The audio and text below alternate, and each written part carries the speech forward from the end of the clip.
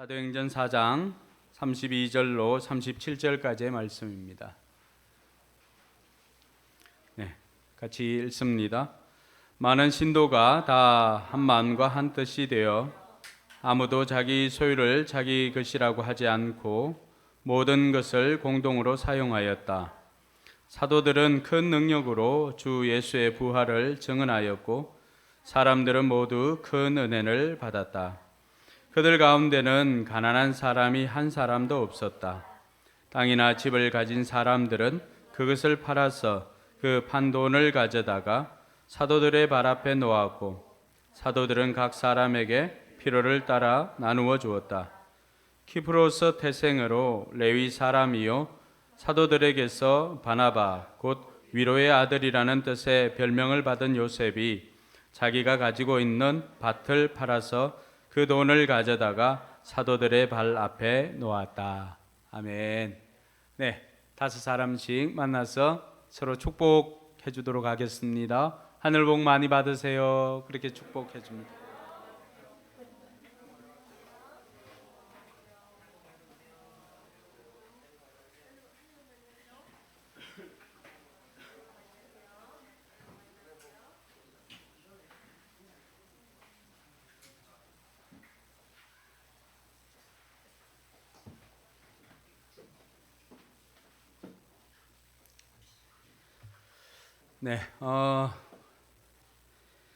우리 집사님 기도해 준 것처럼 다니엘 기도회를 통하여서 받은 은혜들이 많습니다. 해마다 하는 기도이고 또 어느 정도 예상을 하고 이렇게 맞이했지만은 할 때마다 은혜를 받습니다. 그리고 할 때마다 그 은혜의 결이 다르다라고 하는 것들을 좀 깨닫게 됩니다.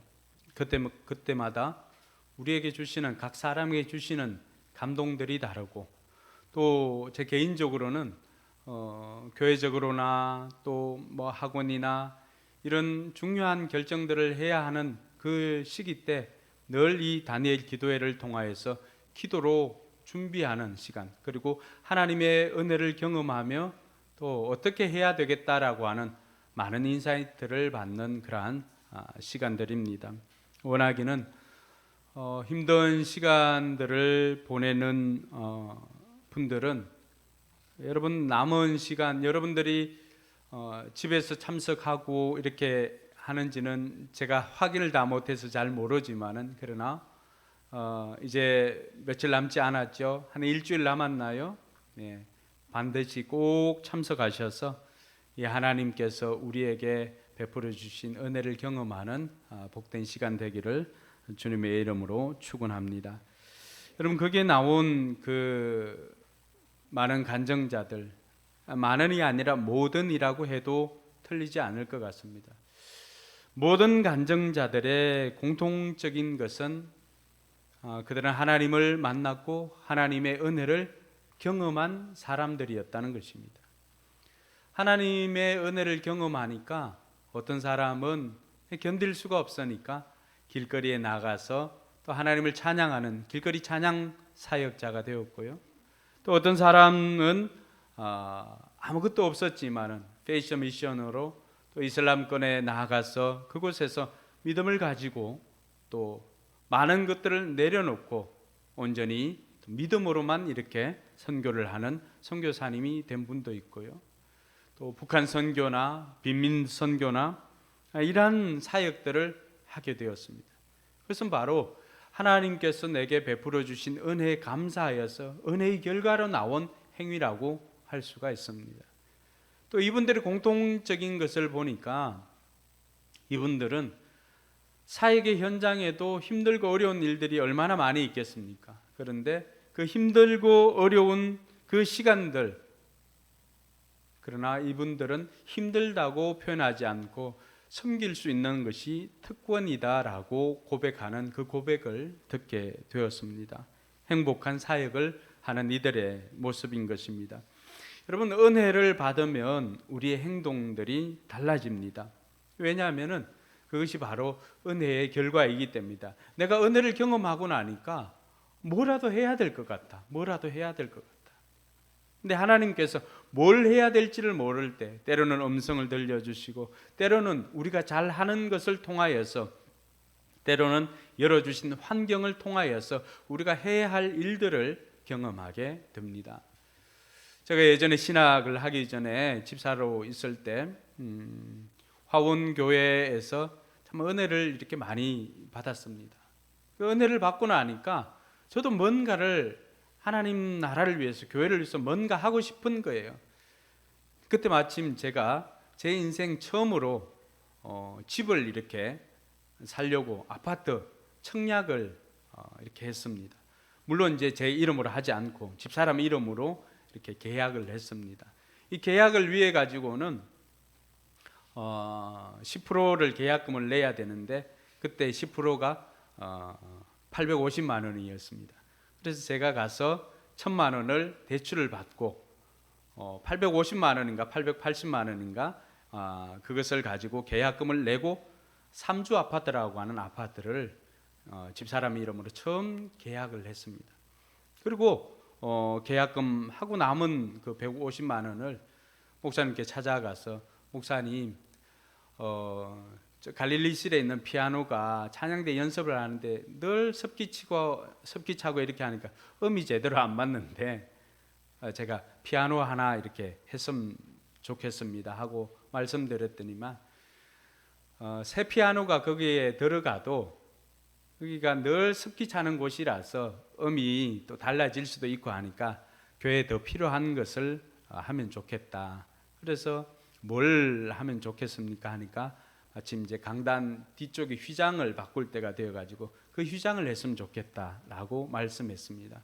그래서 그것을 가지고 목사님께 드리고 또 교회는 그렇게 강단 휘장을 이렇게 바꾼 적이 있었습니다. 제게도 굉장히 큰 금액이었고 그런데 제가 은혜를 경험하고 나니까 하나님 나라를 위해서 또 교회를 위해서 그렇게 드리는 것이 전혀 아깝지가 않았고 기쁨으로 일한 것들을 할 수가 있었습니다. 제가 그 아파트를 들어가려고 했던 것도 다른 것이 아니라 저는 그때 이제 집사였는데 찬양단을 이렇게 같이 섬기고 있었습니다. 여러분 믿을 수 없겠지만은 제가 싱어팀 팀장이었습니다. 네. 집사람은 워십팀 팀장이었고요. 늘 연습을 마치거나 또 집회를 준비하고 하면은 우리가 밤늦게까지 이렇게 연습을 하게 되고 반성이나 화평이는 늘 그 찬양단 연습할 때 있고 갓난아기였던 화평이는 그 목사님 새벽기도 하면 이 큰 방석이 있는데 거기에 늘 눕혀가지고 또 때로는 드럼 옆에 이렇게 눕혀가지고 그렇게 컸습니다. 그때 드럼 옆에서 누워 자다가 오늘 이제 드럼 치게 되는 거잖아요. 그 어느 것 하나 우연히 진행되는 것은 없습니다. 그렇게 찬양팀으로 섬기면서 저녁에는 연습 마치면 11시, 12시가 되어도 또 저희 집으로 가가지고 라면 끓여 먹고 또 치킨 시켜 먹고 제가 그런 이야기들은 오늘 칼럼에다가 이렇게 잠깐 적었지만은 그렇게 교제를 하였습니다. 그렇게 하는 것이 너무 좋았습니다. 근데 어느 날인가 이제 전도사님, 강도사님 있고 이제 하는데 이분들이 토요일 날 늦게까지 이렇게 연습을 하고 청년들도 그렇고 잘 데가 없는 거예요. 그래서 우리는 이제 방 2칸이었는데 그래서 하나님 좀 넓은 방 주시면은 제가 청년들하고 이들을 좀 섬기겠습니다 하고 하였을 때 마침 모델하우스 구경 갔다가 그 자리에서 바로 이렇게 계약을 하고 이런 상황을 맞게 되었죠. 근데 그렇게 먹고 마시고 함께 하고 교제했던 특별히 그게 어떤 목적을 가지고 모인 적은 없었습니다. 늘 연습 마치면 의뢰이 당연히 우리 집으로 가는 거였고 그곳에서 라면 끓여 먹고 또 치킨 시켜 먹고 그때 우리 때문에 제일 힘들었던 이들은 치킨이었습니다. 그렇게 텔레비전 축구 나오면 같이 보기도 하고요. 그런 시간들을 보냈는데 그렇게 모였던 아이들 중에 한 명은 검사가 되어 있고 중앙지검이 있고 또 두 사람은 또 목사가 되어 있고 이런 일들이 생겨나게 되었습니다. 여러분 그 시간들이 힘든 시간들이 아니라 그러한 시간들이 은혜를 경험하니까 그 모든 교제하는 것이나 하나님 앞에 드리는 것이 아깝지 않고 이렇게 섬길 수 있는 것이 특권이다라고 하는 것을 경험하며 지냈던 시간들이었습니다. 물론 계약한 그 아파트는 아파트 부도가 나가지고 공사 기간이 계속해서 길어져서 결국에는 이자나 이런 것들을 우리가 도저히 감당할 수가 없어서 등록은 등기는 했지만 단 하루도 살아보지 못하고 전세를 주거나 해서 나중에는 팔고 빚만 이렇게 남게 된 그 일로 말미암아 집사람은 신용 불량자가 되고 또 개인 파산 신청을 해서 나중에는 회생받는 이런 일도 있었습니다. 그 시간들이 힘든 시간들이었지만 그런데 지나고 보니까 그 시간이 참 행복했구나. 물질적으로는 힘든 시간들이었고 이자를 내기에도 급급했고 우리가 꿈에 그리던 우리 이름으로 된 집에 단 하루도 살아본 적이 없었지만은 그러나 그 시간들이 우리에겐 참 행복이었구나라고 하는 고백을 지금도 할 수가 있습니다. 그 비결이 무엇인가 이렇게 돌아보니까 그게 바로 하나님 은혜였어요. 은혜를 경험하고 나니까 힘들고 어려운 것은 다 넘어설 수가 있고 하나님 나라를 위해서 내게도 소중한 것이지만 하나님 나라를 위해서 드리는 것이 아깝지 않은 이런 일들을 저희 역시도 경험하게 되었습니다. 오늘 성경에는 신약교회 은혜 받은 사람들의 이야기가 나옵니다. 오늘 말씀해 보니까 그 사람들도 많은 성도가 다 한 마음과 한 뜻이 되어서 아무도 자기 소유를 자기 것으로 하지 않고 모든 것을 공동으로 사용하였다라고 이야기를 하고 있습니다.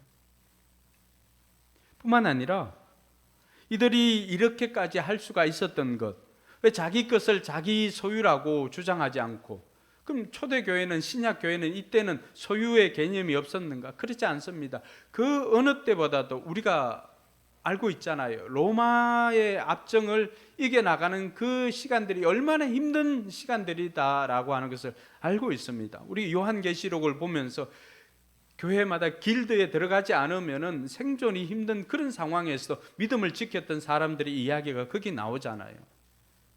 그러니까 소유가 소중하지 않다는 것이 아닙니다. 그럼에도 불구하고 이 사람들이 이렇게까지 자기 것을 자기 것이라 주장하지 않고 교회에 내어놓아서 가난한 사람들이 없게 하는 이런 일들이 어떻게 가능했을까? 33절에 그 비결을 우리에게 가르쳐주고 있습니다. 33절 같이 한번 읽어볼까요? 사도들은 큰 능력으로 예수의 부활을 증언하였고 사람들은 모두 큰 은혜를 받았다. 개역 개정해 보니까 이렇게 되어 있습니다. 사도들이 큰 권능으로 주 예수의 부활을 증언하니 무리가 큰 은혜를 받아 그 중에 가난한 사람이 한 사람도 없게 되었다는 것입니다. 여러분, 사도들은 말씀 전하고 기도하고 하나님의 부활의 증인으로서 부활의 복음을 증거하였습니다. 이 부활의 복음을 증거하였는데 그때 모였던 여러분 베드로가 설교할 때 3,000명, 5,000명이 변화되어서 성도가 되지 않았습니까? 그 사람들이 부활의 복음을 들음으로 말미암아서 모두가 다 은혜를 받았다는 것입니다. 자기 것을 자기 것이라고 하지 않고 이렇게 할 수가 있었던 것은 은혜를 받으니까, 은혜를 경험하니까 이 사람들이 다 자신들의 필요보다도 하나님의 필요가 그들의 눈에 들어오게 되었던 것입니다. 그래서 구체적으로 이들이 은혜를 받고 어떤 일을 했습니까? 34절과 35절을 보니까 그들 가운데는 가난한 사람이 한 사람도 없었다. 뒤에 같이 읽어볼까요? 땅이나 집을 가진 사람들은 그것을 팔아서 그 판돈을 가져다가 사도들의 발 앞에 놓았고 사도들은 각 사람에게 필요에 따라 나누어 주었다. 여러분, 구체적으로 이들이 은혜를 받고 어떤 행동을 했냐 그러면은 땅이나 집을 가지고 있는 사람들이 그것을 팔아다가 그 판돈을 사도들 앞에 가지고 왔던 것입니다. 그러면 사도들은 그것을 가지고 공동체에 속한 사람들 중에 어려운 사람들이 있으면 그것을 나누어 주었습니다. 무엇에 따라? 그들의 필요에 따라. 그러니까 그 모인 공동체는 정말로 로마의 압제 가운데도 지나고 있지만은 단 한 사람도 가난한 사람이 없었다라고 누가가 우리에게 증언해 주고 있습니다. 이런 아름다운 공동체가 될 수 있기를 주님의 이름으로 축원합니다. 여러분, 성도는 사도를 신뢰하고, 성도는 목회자를 신뢰하고, 또 목회자는 성도의 필요를 채워줄 수 있는 이런 공동체, 교회가 성도들의 필요를 알고 그 필요를 채워줄 수 있는 공동체가 될 수 있었던 것은, 그것이 눈에 들어왔던 은혜 받은 사람들이 하나님의 필요가 눈에 보이고 하는 것들을 알고 자신들의 것을 팔아서 교회로 가지고 왔기 때문입니다. 어떤 사람은 생각합니다. 아니 그러면은 공산주의와 신약교회가 다를 바가 뭐 있냐고. 여러분, 신약교회와 공산주의는 너무나 다릅니다. 신약교회 이들이 오늘 말씀 가운데서 뭐 집을 팔고 땅을 팔아서 가지고 왔던 것은 교회에서 시켜서 한 일이 아닙니다. 다 자발적인 것이었습니다. 그러나 공산주의는 어떻습니까? 다 당에서 시켜서 하는 것입니다. 이런 자발성과 강제성이 다릅니다. 그리고 나누어 줄 때는 어떻게 했습니까? 사도들이 그들의 필요에 따라서 나누어 주었습니다. 공산주의는 어떻습니까? 일률적으로 분배합니다. 34절에 신약교회는 이렇게 유무상통하다 보니까 34절에 보면은 가난한 사람들이 한 사람도 없었다라고 증거합니다. 근데 공산주의는 어떻습니까? 위에 있는 당의 간부들은 호의호식을 하지만은 밑에 있는 사람들은 어떻습니까? 대부분의 사람들이 가난한 삶을 살아갑니다. 이것이 신약교회와 공산주의의 다른 부분입니다. 여러분, 신약교회 성도들은 이렇게 은혜를 경험하고 나니까 여러분, 이 신약교회 구성원들이 누구인지를 우리가 알 필요가 있습니다. 이들은 오순절 절기를 지키기 위해서 예루살렘으로 찾아왔던 흩어져 있던 디아스포라 유대인들 아니었습니까? 이 유대인들이 예루살렘으로 절기를 지키러 왔는데 그 오순절 절기를 지키러 왔다가 베드로를 통해서 부활하신 예수 복음을 듣게 됩니다. 그리고는 이들은 자기가 살고 있는 그 지역으로 가지 않고 어떻게 합니까? 예루살렘에 정착해서 삽니다. 여러분, 은혜가 너무 크면 어떻게 될까요? 교회가 머니까 이 교회 오는 시간도 아까우니까 교회 근처로 이사 오려고 합니다. 이들 성도들이 바로 그런 사람들입니다. 이들은 교회 근처가 아니라 아예 다른 나라에 있었던 사람들입니다. 그런데 이들은 예루살렘으로 와서 그곳에서 한 사람, 두 사람씩 성도들의 집에 기거하다가 때로는 좀 규모 있는 사람들은 자신들이 그곳에서 집을 구해서 살게 되었습니다. 그렇게 사니까 이들의 인생은 나그네 인생 아니었습니까?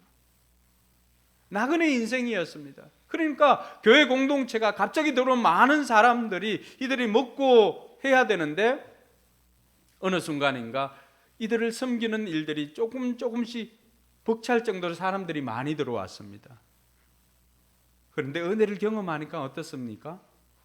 은혜를 경험하게 된 성도들이 어떤 사람들은 자기 집을 파는 사람도 있었고요. 또 어떤 사람은 자기 땅을 판 사람도 있었습니다. 왜요? 자기의 필요보다는 교회의 필요가 느껴졌고 하나님 나라의 필요가 느껴졌으니까 그것을 팔아서 가지고 와서 사도들에게 가지고 와서는 사도들로 하여금 그들을 섬길 수 있도록 하였다는 것입니다.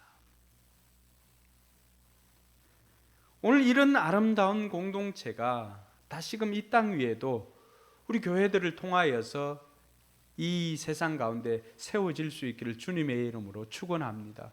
저는 우리 포커스 교회가 이런 아름다운 공동체가 되기를 소망합니다. 그래서 그 가운데 대표적인 한 사람을 예를 들어서 대표로 설명을 해주는데 그 사람이 누굽니까? 그 사람이 36절에 보니까 키프로스 대성으로 레위 사람이요 사도들에게 바나바 곧 위로의 아들이라는 뜻의 별명을 받은 요셉을 소개합니다.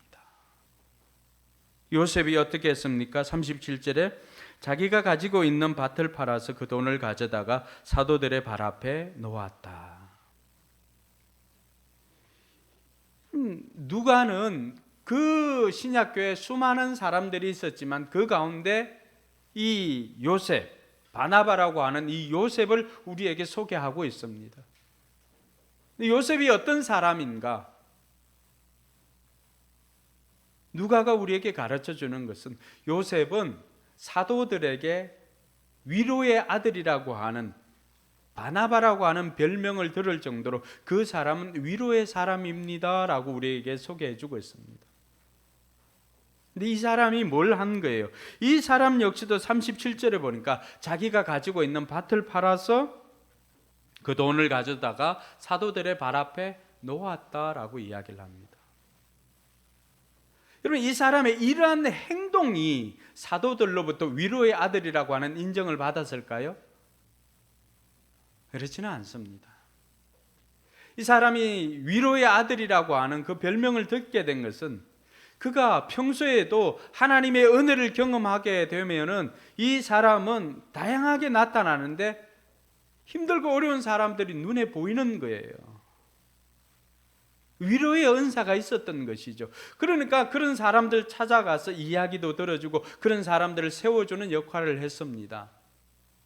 그래서 신약교회에 가장 자랑할 수 있는 탁월한 후견인과 같은 사람이 바로 이 바나바입니다. 바나바. 그래서 교회마다 어떤 경우에 바나바 사역이라고 하는 이름까지도 정해서 합니다. 왜요?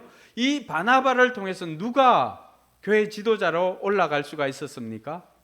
바로 바울입니다. 바울.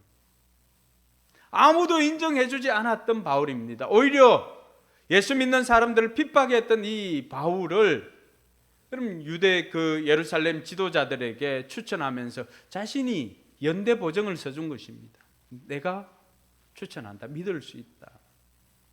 그렇게 하고는 바울을 세웠습니다. 처음에는 사도행전을 읽어보면 재밌는 것은 처음에는 바나바와 바울입니다. 근데 어느 순간인가 이 바나바와 바울에서 바울과 바나바로 리더십이 바뀌게 됩니다.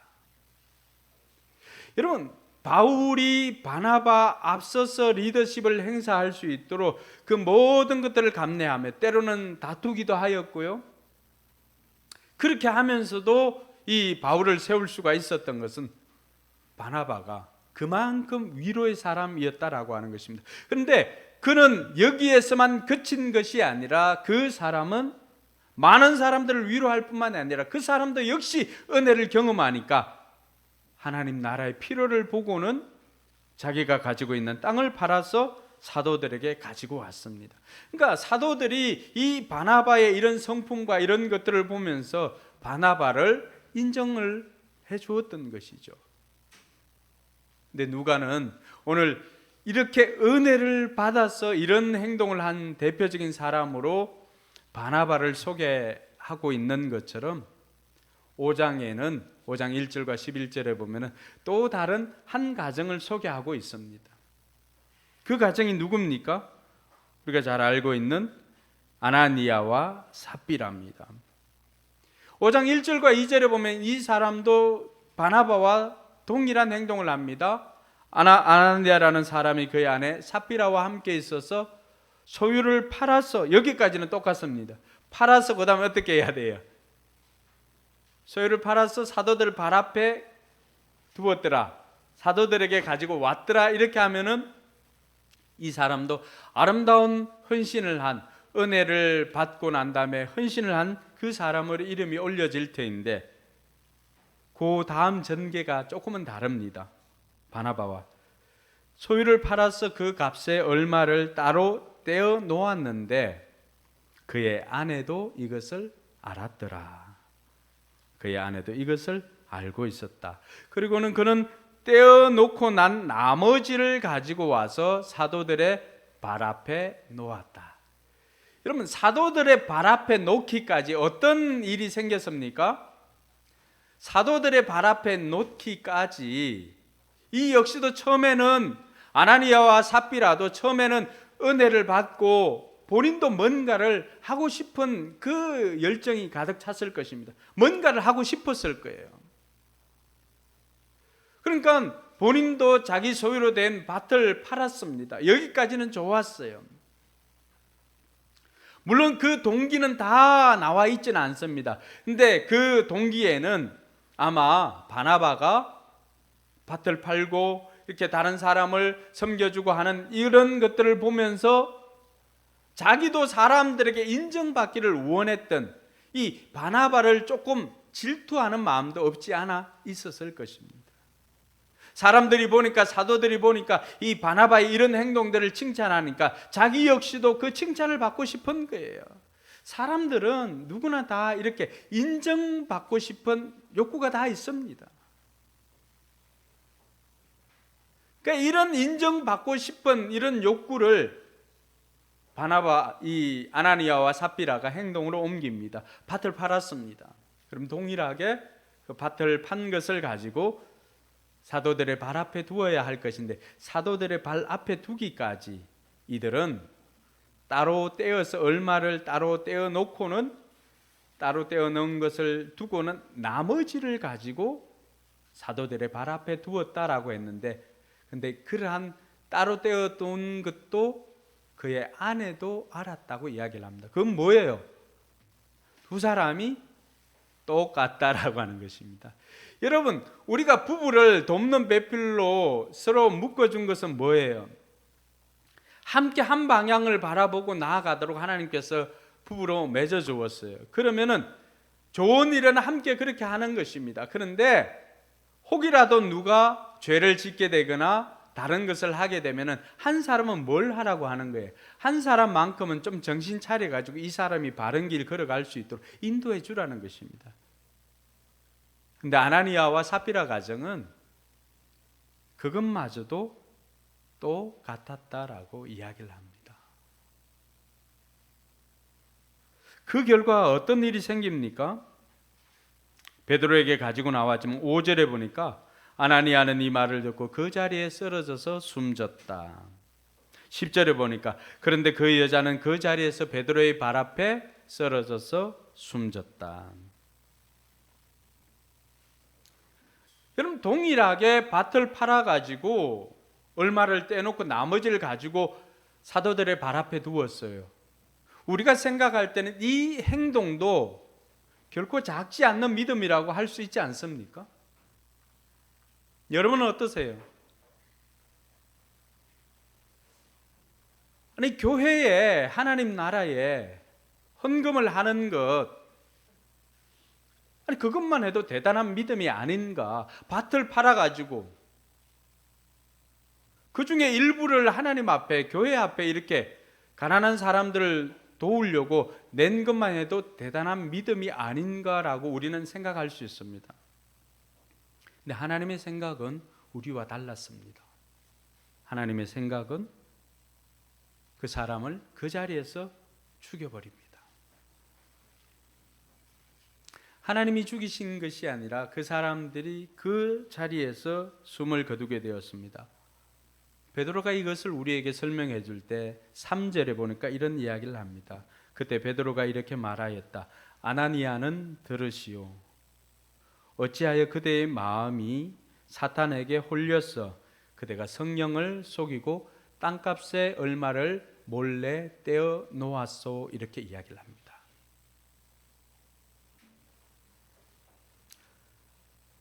여러분, 팔 때까지는 그 마음을 아나니아와 삽비라도 지키고 있었을 것 같아요. 근데 팔고 나니까 이제 물질이 들어오니까 어때요? 여러분 다 뭐 로또 되면은 교회 얼마 헌금하겠다고 하는 마음들 다 가지고 있잖아요. 그죠? 예. 근데 로또가 되었어. 막상 받아보니까 어때요? 우리가 받기 전에는 많은 공약들을 합니다. 내가 승진을 하게 되면, 내가 합격을 하게 되면, 내가 사업을 하게 되면 뭐 이렇게 해서 하나님 나라를 위해서, 교회를 위해서 이렇게 하고자 하는 그 마음들이 다 있어요. 아나니아와 삽비라도 다 있었어요. 근데 막상 그렇게 되었어요. 되고 난 다음에 보니까 드리려고 하니까 이 금액이 내가 생각하는 것보다 큰 거야. 그 순간에 그 마음이 어떻게 됩니까? 뭐가 생겼을까요? 틈이 생겼습니다. 여러분, 우리는 이 틈을 항상 조심해야 됩니다. 왜냐하면은 예수님 구름 타시고 오시지만 사단은 뭘 타고 와요? 틈을 타고 옵니다. 오늘 베드로가 그런 이야기를 하지 않습니까? 3절에 보니까 아나니아야 어찌하여 그대 마음을 사탄에게 홀렸어. 그러니까 그 마음이 갑자기 이렇게 받아드니까 처음 가지고 있었던 생각은 이걸 다 드려야 되겠다 생각했는데 막상 받아보니까 너무나 큰 거예요. 그래서 얼마를 떼놓고 나머지만 가지고 간 거예요.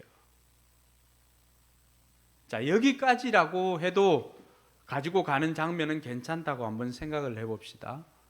그런데 다 표현이 안 되었지만은 표현이 되었죠. 뭐라고 말합니까?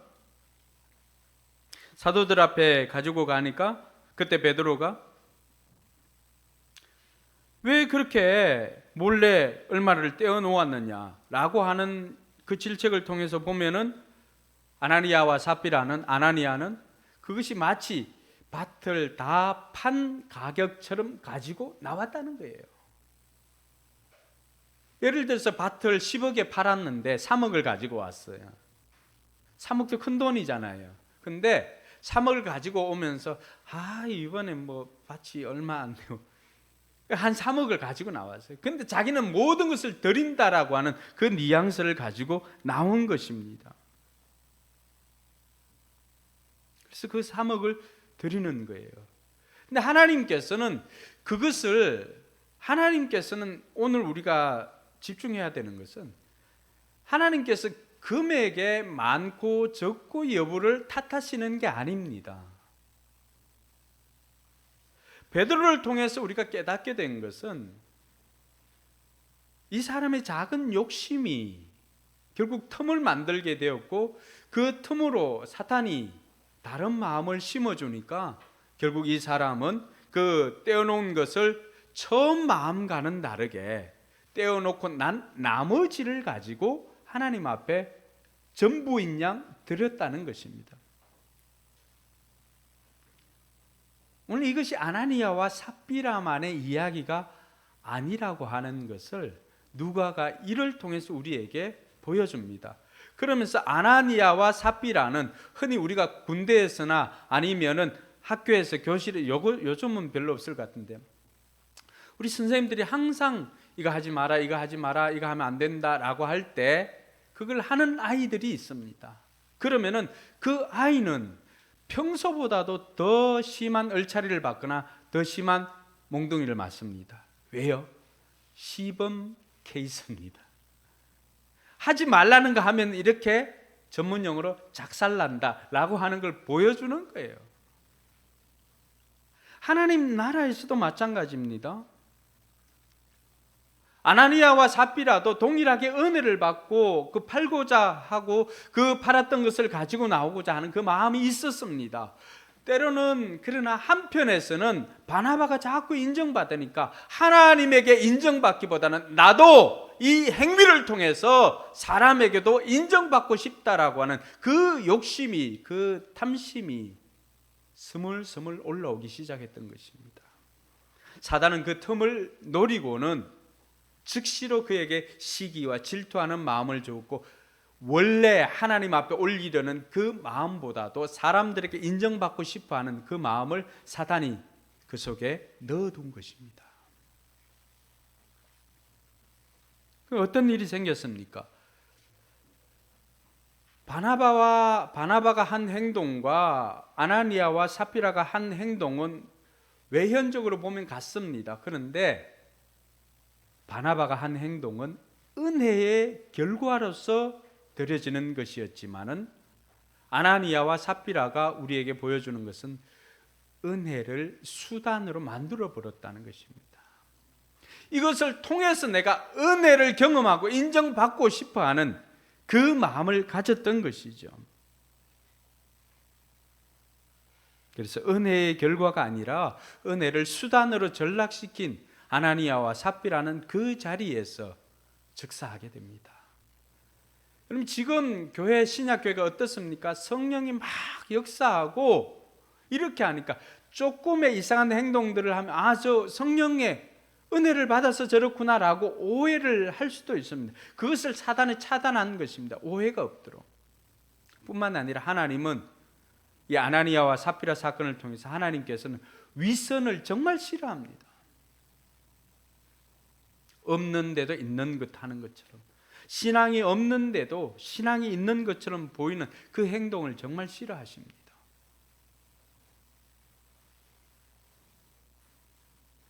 뿐만 아니라 하나님께서는 하나님의 자녀들이 하나님을 바르게 아는 것을 굉장히 좋아하십니다. 그래서 바울이 에베소서에도 우리가 믿는 것과 아는 일에 하나가 돼서 그리스도의 장성한 분량에 이르기까지 하나가 되기를 원한다고 하면서 우리가 그리스도를 아는 데 이르기까지 자라기를 원한다고 했습니다. 하나님께서는 그래서 많은 일들을 통해서 하나님은 자신을 계시합니다. 그리고 사람들이 하나님을 알기를 원합니다. 친하면 더 잘 알 수가 있잖아, 그렇죠? 그런데 오늘 이 아나니아와 삽비라는 하나님을 오해하도록 만들어 버렸습니다. 왜곡된 거죠. 이 대표적인 사람이 복음서에 보면은 달란트를 선물로 받은 사람 중에 한 달란트 받은 사람입니다. 한 달란트 받은 사람이 어떻게 했습니까? 5달란트 받고 2달란트 받은 사람들 열심히 가서 일을 했습니다. 근데 한 달란트 받은 사람은 어떻게 했어요? 그 돈이 작지 않거든요. 요즘 돈으로 환산해도 억대입니다, 억대. 근데 이 사람 뭐라고 말합니까? 주인께서는 내게 없는 것에서 거두는 분이 아니라서 나는 이것을 땅속에 묻어두었다가 주인님께 가지고 왔습니다라고 이야기를 합니다. 그 사람이 잘못한 것은 적시로 가서 일하지 않은 것도 있지만은 하나님께서는 그 다음 말씀을 통해서 하나님을 제대로 알지 못하는 것을 책망합니다. 그래서 그 중급까지도 뺏어버립니다. 왜요? 풍성한 하나님을 인색한 하나님으로 만들어버립니다. 굉장히 싫어하십니다. 하나님은 우리가 하나님을 바로 알기를 원합니다. 여러분들이 설교 시간에 다른 행동하지 않고 잘 들어야 되는 이유가 여기 있습니다. 우리 잘 듣지 않으면 오해를 해서 다른 사람이 우리에게 물으면 예수님에 대해서, 하나님에 대해서, 교회에 대해서 잘못 가르쳐 줄 수가 있어요. 예수님도 이 부분에 대해서 이야기를 합니다. 사람들이 나를 누구라고 하느냐. 그러니까 제자들이 들어는 엘리야요, 들어는 세례 요한이라고도 합니다. 예수님께서는 그것으로 성이 안 차거든요. 너희들은 나를 누구라고 하느냐? 3년이나 나와 함께 같이 다녔던 너는 나를 누구라고 하느냐? 라고 했을 때 베드로는 주는 그리스도시요 살아계신 하나님의 아들이십니다 라고 하는 정답을 이야기를 했습니다. 예수님께서 너무 마음에 들어서 야, 베드로는 네 생각 아닌 것 같다. 하나님께서 주신 생각 같다라고 말씀해 주셨습니다. 여러분, 예수님 당신이 우리에게 정확하게 알려지기를 원했습니다. 예수님 누구예요? 예수님은 우리의 구세주고 예수님은 그리스도이심을 우리가 알아주기를 원했던 것입니다. 하나님도 마찬가지였고요. 저는 때로는 우리 아이들 보면 속상한 걸, 나도 충분히 잘해주고 할 수도 있는데 때로는 이 아이들이 아버지를 인색한 사람으로 만들 때가 있습니다. 되게 굉장히 속상합니다. 하나님께서는 자신이 왜곡되는 것을 굉장히 싫어하십니다.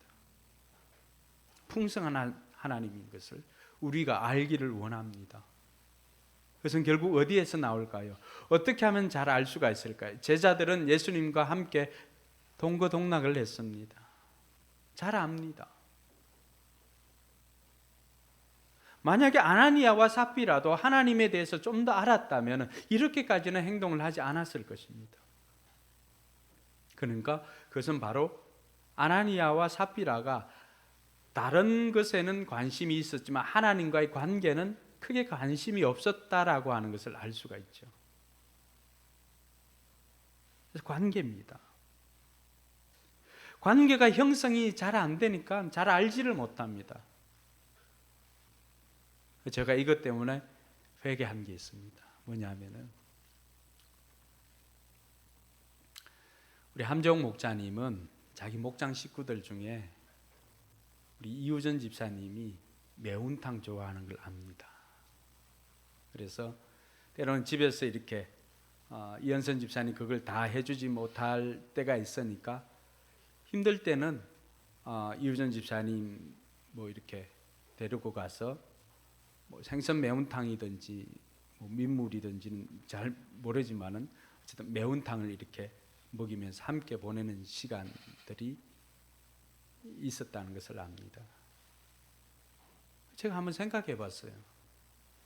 아니 볼리비아 목자는 볼리비아 목장 식구들이 뭘 좋아하는지 이렇게 잘 알고 있는데 나는 함정 집사님이 함정 목자님 뭘 좋아하는지 정작 잘 모르겠더라고. 회개했습니다. 안주류 좋아한다는 건 알지만 뭘 좋아하는지를 제가 정확하게 잘 몰라가지고. 여러분들은 어떠세요? 그러니까 우리가 잘 모르면 왜곡할 수밖에 없다니까. 바나바는 하나님과 제자들과 사도들과 친밀하게 이렇게 지내다 보니까 하나님이 어떤 분인가를 너무나 잘 알고 하나님 기뻐하시는 일들을 하는 거예요. 근데 아나니아와 삽비라는 그 관계가 제대로 안 되니까 다른 외적인 것에만 관심이 있었지 관계에는 관심이 없었던 거예요. 그러니까 하나님에 대해서 제대로 잘 알지 못했던 것이 아닌가 이런 생각을 해봅니다. 사랑하는 성도 여러분, 관계는 그 사람을 알아가고 그 대상을 알아가는데 너무나 중요한 역할을 합니다. 신앙생활에 있어서 그 어떤 것보다도 중요한 것이 우리가 관계라고 하는 것을 생명의 삶 첫 시간에 하지 않습니까? 근데 목사인 저는 그동안 이 관계를 가르치는 것을 생각하다 보니까 그 생명의 삶에 가르치는 하나님과의 관계, 이웃과의 관계 여기에 지식으로만 생각해 왔던 것을 회개하게 되었습니다.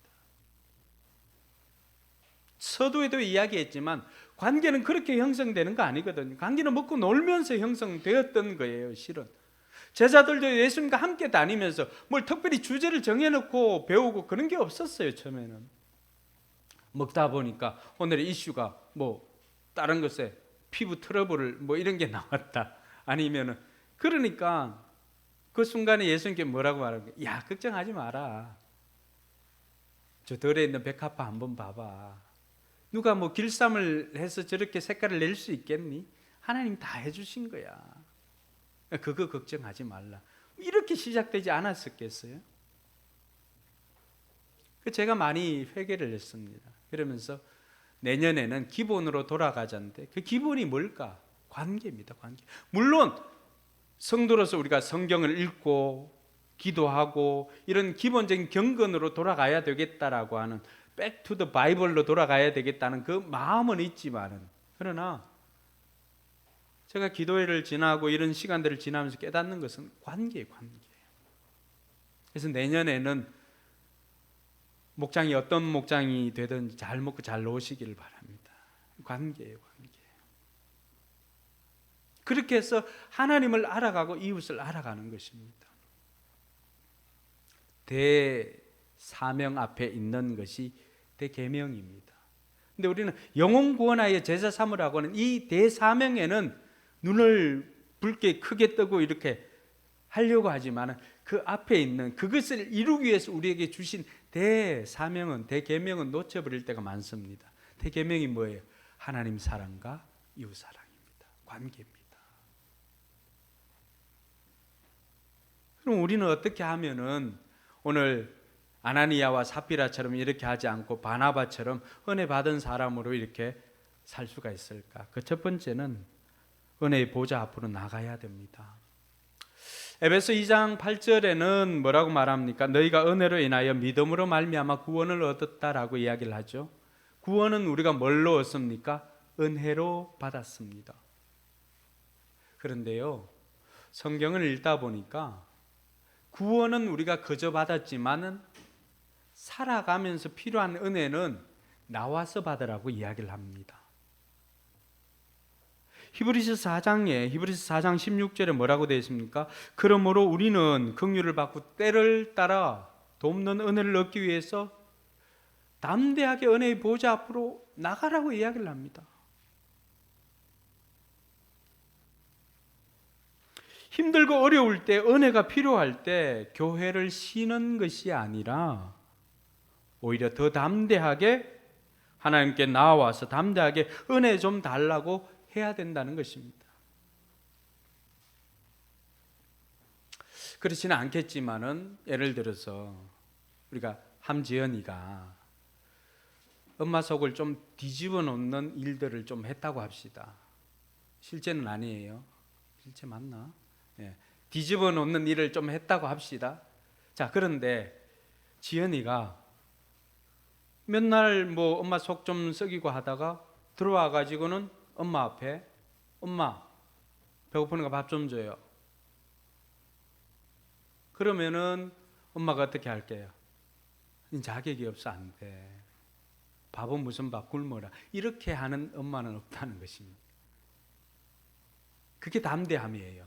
내가 비록 사고를 치고 엄마 속을 뒤집어 놓고 하는 어떻게 보면은 자격을 가진 존재는 아닐지는 몰라도 내가 하나님의 자녀이기 때문에 내가 엄마의 자녀이기 때문에 담대하게 배고플 때 와서 엄마 밥 좀 달라고 얘기할 수 있는 담대함을 가지고 나오라는 것입니다. 할렐루야.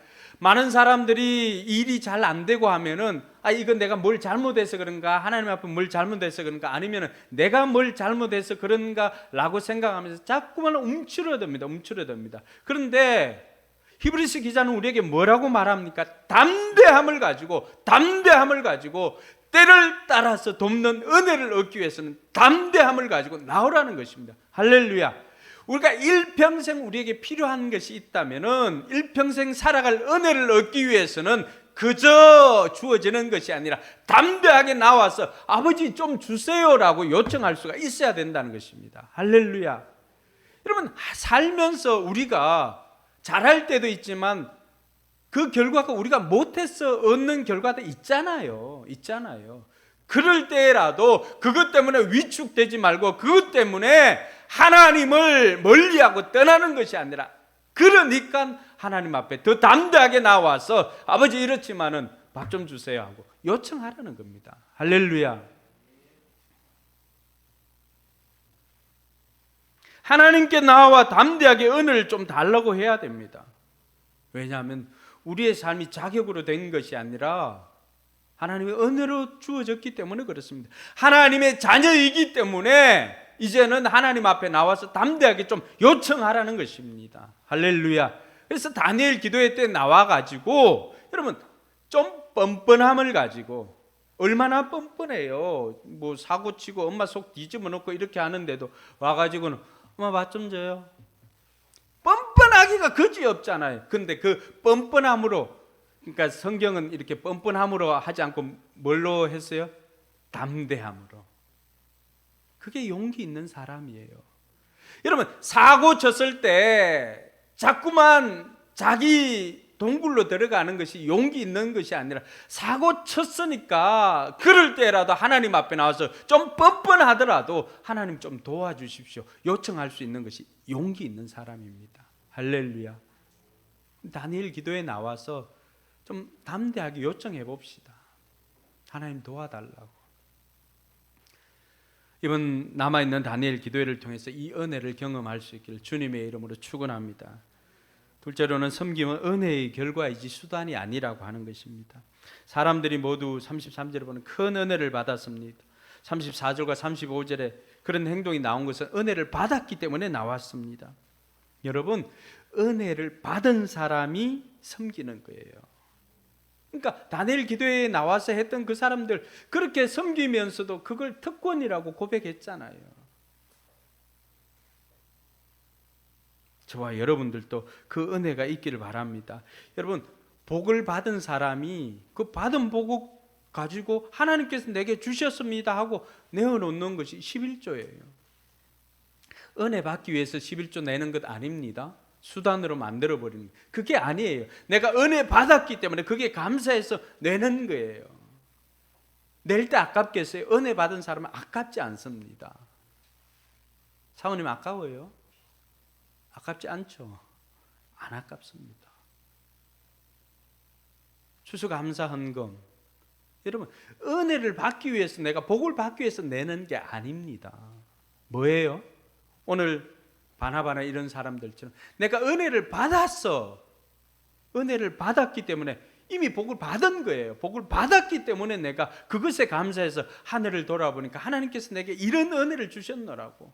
그 여정에는 힘들고 어려운 순간들이 있었지만 그럼에도 불구하고 내 생각을 사단에게 빼앗기지 않고 이게 하나님의 은혜이구나 라고 고백을 하면서 마음을 지키면서 드리는 사람, 이것이 추수감사의 은혜 감사해서 드리는 올바른 신앙인의 모습입니다. 사랑하는 성도 여러분, 저와 여러분들도 섬김은 은혜의 결과로 우리가 하는 것이지 은혜의 수단이 아니라고 하는 것을 기억하며 살 수 있기를 바랍니다. 마지막으로는 은혜 받은 사람은 섬김을 특권으로 합니다. 여러분, 목자 목녀들이 여러분 많이 섬기고 있습니다. 의무가 아니에요. 이분들은 자신들도 은혜를 받았기 때문에 섬기는 것을 특권으로 아는 사람들입니다. 그러니까 섬기면서도 기쁜 거예요. 섬기면서도 행복한 거예요. 여러분들을 위해서 밥을 준비하고 여러분들을 위해서 반찬을 준비하고 하는 그 수고를 하지만은 그래도 먹어줄 사람이 있다는 것에 기쁜 거예요. 내가 하나님 앞에 쓰임 받는 것 때문에 기쁜 거예요. 그래서 우리가 섬김을 특권으로 알아야 되지, 섬김은 절대 고통이나 이런 것이 아닙니다. 오늘 저와 여러분들이 이번 한 주간 지나면 우리가 추수감사주일을 맞는데 이때도 마찬가지입니다. 섬길 수 있는 것이 특권입니다. VIP를 섬길 수 있는 것이 특권입니다. 여러분, VIP에 대한 관심이 있다라고 하는 것은 뭐예요? 내가 먼저 하나님의 사랑을, 하나님의 관심을 받고 내가 먼저 하나님의 자녀가 되었다는 증거 아닙니까? 내가 하나님의 자녀가 되었기 때문에 아직도 하나님의 자녀가 되지 않은 그 사람을 VIP로 여기고 섬기는 것 아니에요? 그래서 섬김은 특권이지 고통이 아닙니다. 오늘 바나바는 은혜 받은 사람으로서 섬기는 것을 특권으로 여겼던 사람이었습니다. 그러므로 저와 여러분들이 이 아나니아와 삽비라처럼 잘하고도 벌받는 그런 인생이 아니라 잘하고도 칭찬받는 저와 여러분들이 되기를 바랍니다. 여러분, 아나니아와 삽비라는 여러분 걱정 안 해도 될 것 같아요. 왜냐하면 제 생각에는 이 두 사람 천국에 가 있습니다. 왜 그럴까요? 이 사람들에게도 믿음이 있었습니다. 그러니까 아나니아 삽비라 천국 안 갔으면 어떨까? 걱정하지 마시고 여러분 걱정하세요. 두 사람은 천국 가서 들을 수 있는 것도 작은 것도 들을 수 있는 것도 믿음이었으니까 걱정하지 마세요. 그리고 이번 한 주간 우리가 섬기는 것을 특권으로 알고 우리에게 맡겨진 VIP들 함께 초청해서 예배 드릴 수 있는 그날을 기대하면서 한 주간 특권으로 잘 섬기는 저와 여러분들이 되기를 주님의 이름으로 축원합니다. 기도하겠습니다.